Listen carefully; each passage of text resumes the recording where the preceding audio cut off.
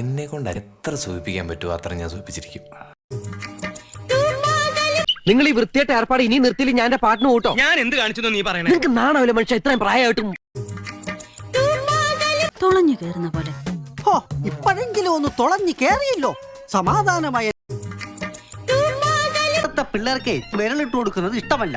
എനിക്കാണെങ്കിൽ വിരലിടാതെ പറ്റത്തുമില്ല. നാട്ടിലെ ശീലിച്ചു പോയതാണേ. കൈപ്പനിയാ, ഇവിടെ ഒരു കുറവും ഉണ്ടാവില്ല.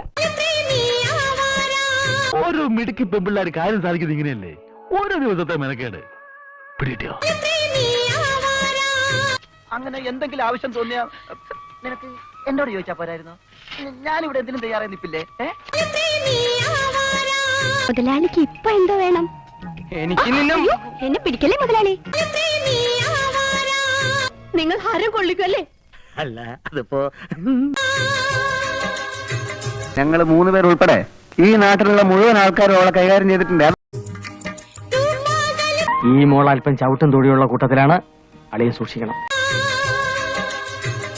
മുളച്ച് 3 അല വിരിഞ്ഞില്ല, അതിനു മുമ്പ് കേട്ടില്ലേ അവളുടെ? എടാ, ഇവള് നമ്മളെക്കാളും തറയടാ. ആ കുട്ടീന്റെ കൂടെ ഒരു ദിവസം ജീവിച്ചില്ലെങ്കിൽ ഈ ശരീരം വേവില്ല. നിന്നെ പോലെ ഒരു അറേബ്യൻ കുതിരയ്ക്ക് വേണ്ടിയാ ഞാൻ കാത്തിരുന്നത്.